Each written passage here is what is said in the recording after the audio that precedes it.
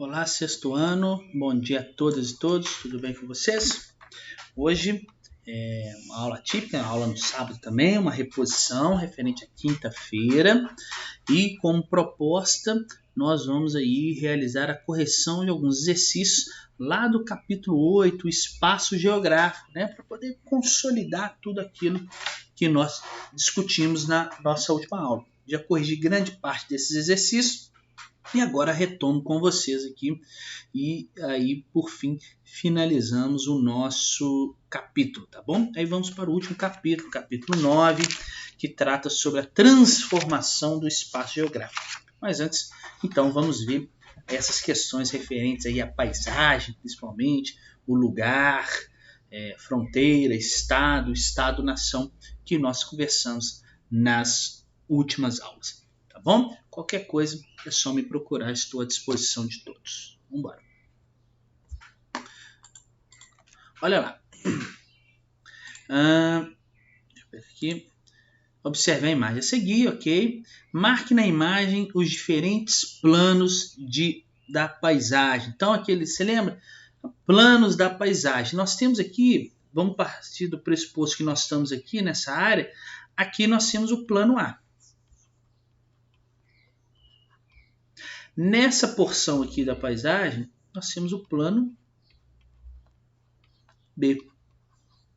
Nessa porção aqui, nós temos o plano C. Né? Toda essa porção aqui é o plano C. E lá atrás, que a gente não consegue ver com muita propriedade, olha só. Nesta parte aqui, nós temos a chamada linha do horizonte. Facinho essa, né? Então, o plano A, o plano B, o C e a linha do horizonte. B. Descreva os elementos de cada plano.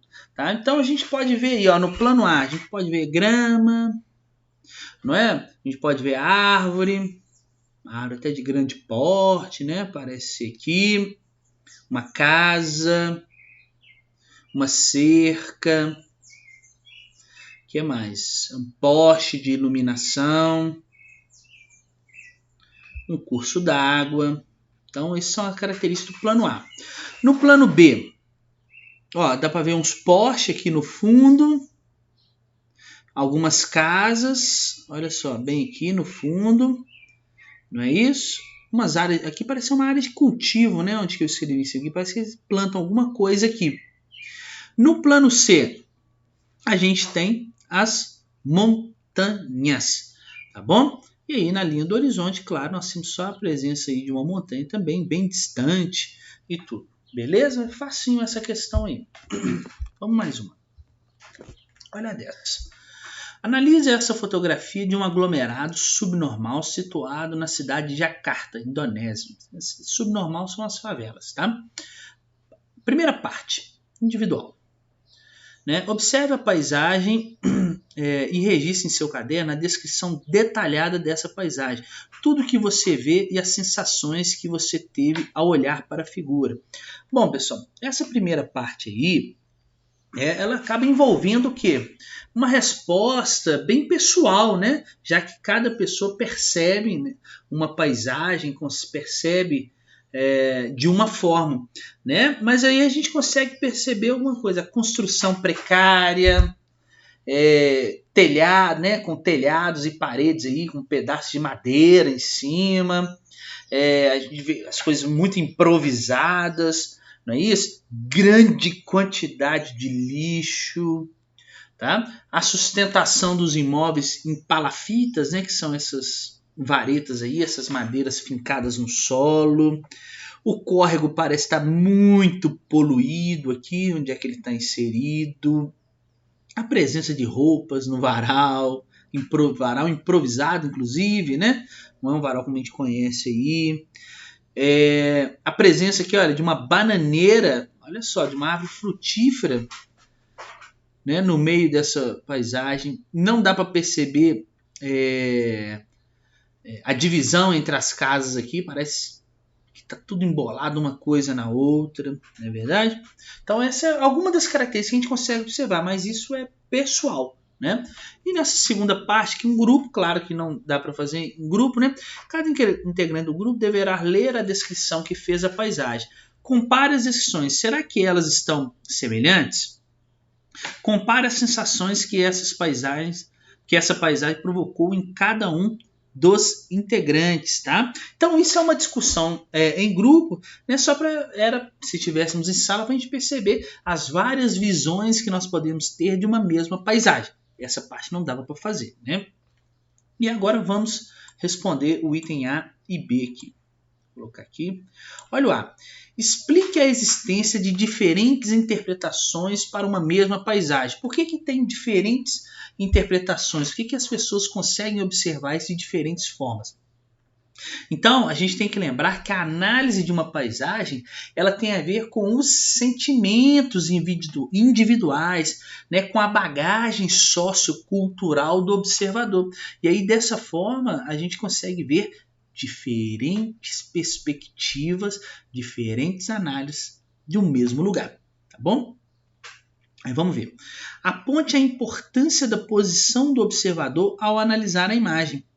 Bom, a posição do observador, pessoal, ela determinará a amplitude da paisagem observada e o grau de detalhamento que eu vou perceber ali. Então, de acordo com a posição do observador, eu posso ver essa imagem aí, né, essa paisagem como um todo ou apenas um pedaço dela. Só que lembrando que isso pode acarretar aí em eu ter mais ou menos detalhamento da área. Lembra que eu mostrei até aquela imagem da praça para vocês? Um observador de cima e o outro de frente para a praça. Tá bom? Então vamos lá. Deixa eu voltar aqui. Vamos mais. Agora a questão 11 e a 12, né? Vou ter que subir a foto de novo. Analise essa sequência de imagens e logo após responda as questões 11 e 12. 11. Identifique as principais mudanças realizadas ao longo do tempo. Olha, 1, 2, 3, 4. Então, as principais mudanças realizadas no espaço foram o quê? As alterações dos elementos naturais. Alteração dos elementos naturais pelos elementos culturais, né? Com o passar do tempo, percebam aí pela sequência 1, 2, 3 e 4, as construções foram ficando mais modernas, o campo acabou se transformando, né, em um grande centro urbano. Perceba, olha, antes só tinha elementos naturais, depois eu tive a construção de uma casa, depois foi construindo um bairro e por fim nós temos aí uma cidade, né, um centro urbano, tá bom? Olha a 12. O espaço geográfico está sendo alterado pela ação natural ou antrópica? Justifique sua resposta. Pessoal, ele está sendo alterado pela ação antrópica, que é a ação dos homens, tá bom? A gente pode notar aí, a gente pode perceber a introdução de elementos culturais na paisagem, né? Como os carros, esses prédios, as avenidas. Isso tudo é construído pelos homens, ou seja, uma ação antrópica, não é uma ação natural que ocorreu aqui no espaço. Beleza? Vamos lá mais uma. Olha a 13. Diferencie lugar de espaço geográfico. Olha que legal que nós falamos na última semana. O lugar, pessoal, é uma categoria espacial a que um indivíduo ou um grupo de pessoas atribui um significado afetivo, quando eu tenho sentimento por aquele lugar. No lugar, né, a pessoa ela se sente integrada, ela estabelece vínculos afetivos, né, no lugar, igual nós explicamos. E nele constituem relações de proximidades nesses lugares. Tá bom? O que mais que eu posso falar sobre o lugar? Nesses lugares onde a gente constitui a nossa identidade, né? E que fundamenta a nossa vida em sociedade, tá? É onde nós temos nossos valores, nossos sentimentos, tá? Já o espaço geográfico, em contraste com o espaço natural, é a transformação da natureza pela cultura, ou seja, o espaço transformado pelo ser humano. Então, o lugar é aquele que eu tenho um sentimento. E o espaço geográfico é aquele que nós transformamos a natureza. Tá ok? Vamos lá, mais uma. Vamos lá. Deixa eu passar. Olha a 14. Explique as formas pelas quais as pessoas estabelecem relações com lugares próximos e com lugares distantes. Bom, como eu falei com vocês, o espaço geográfico ele é apropriado pelas pessoas, né, por meio de uma sequência de experiências, né, positivas ou negativas. Então, você se apropria desse espaço. Cada lugar é construído de acordo com a cultura, com os interesses econômicos que ali se desenvolvem e apresenta o quê? Significados diferentes para cada indivíduo, para cada pessoa. Assim como as pessoas se relacionam uma com as outras, os lugares, mesmo estando distantes, eles também se relacionam, né? Os meios de transporte e os meios de comunicação, eles acabam proporcionando uma maior facilidade de difusão das informações, de deslocamento de objetos, de deslocamento de pessoas e acabam que proporcionando uma constante influência entre os vários lugares que estão próximos ou distantes. Beleza? Isso aí também falamos na última aula. Vamos ver a 15. Exponha o propósito de alguns imigrantes tentarem implantar elementos culturais de seus países na paisagem dos bairros onde passaram a morar. Por que alguns imigrantes, então, eles levam os seus elementos culturais, né, para os lugares onde eles passam a morar? E lembrar, né, tem que lembrar que os imigrantes eles sentem o quê? Saudades do seu lugar de origem. Assim, qualquer elemento cultural que lembre a sua cidade ou o seu bairro, né, vai fazer o quê? Ele sentir mais perto da sua terra natal. É por isso que, igual eu falei, aquele bairro japonês lá, as pessoas construíram um bairro em São Paulo, né, para lembrar a sua terra natal, para lembrar o Japão que eles deixaram lá para trás e que sentem muita saudade. Tá? Mais uma. Olha 17. Aponte duas maneiras diferentes de delimitar a fronteira entre países. Então, tem duas formas, né, para delimitar as fronteiras entre os países. Como elas são? E aí a gente pode pensar, é possível usar os limites naturais para delimitar um país? Tem um rio, uma montanha, por exemplo, são limites naturais que separam dois países. Mas eu também posso ter os limites artificiais, que foram aqueles construídos, por exemplo, um muro, uma cerca, uma rodovia. Isso são os limites artificiais, aqueles que foram construídos pelos homens, que vão limitar onde começa e onde termina um país. Tá bom? Vamos mais um. Olha lá. A ocupação das fronteiras tem importância estratégica na política e economia dos países. Explique a diferença entre limite e fronteira. Pessoal, então olha só. O limite ele é constituído por uma linha imaginária que separa dois países, país A, país B. Tá? Separa dois países, dois estados aqui. Tá bom? E ela pode ser natural, como um rio, ou artificial, tá? Como uma coordenada geográfica, como um muro, uma cerca aqui, tá?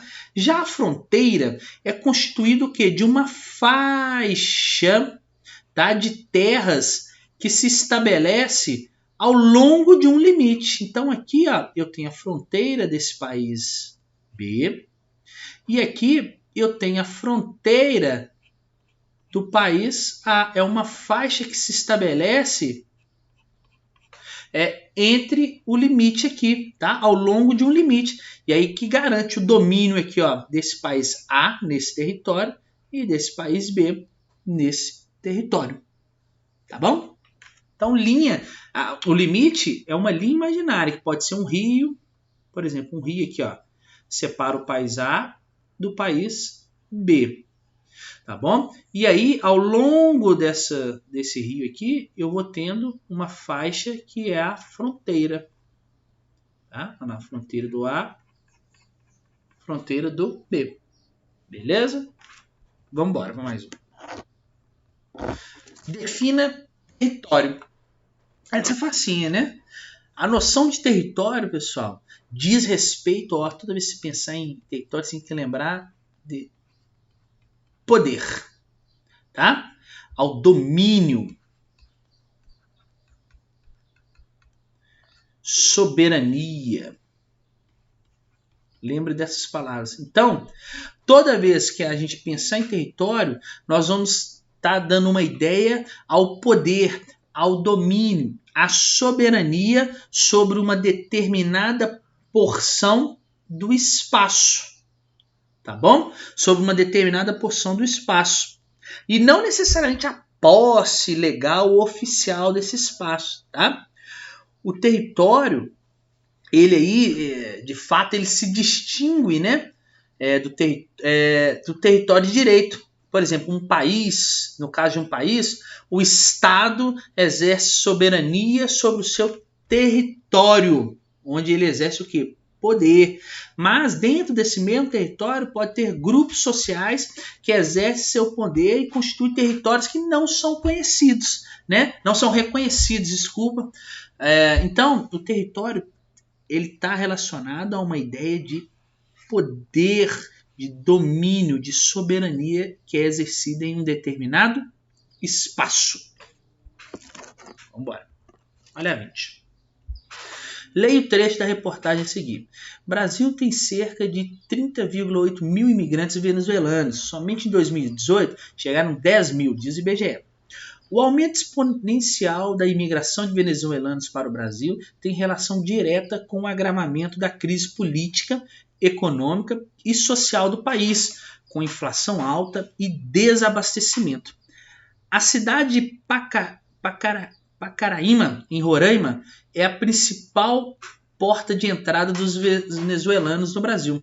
Do total de venezuelanos que imigraram para o Brasil, o IBGE aponta que 99% está em Roraima, na cidade fronteiriça, e também na capital Boa Vista. O Peru e o Equador passaram a exigir passaportes para a entrada de venezuelanos, o que não ocorria antes da crise migratória.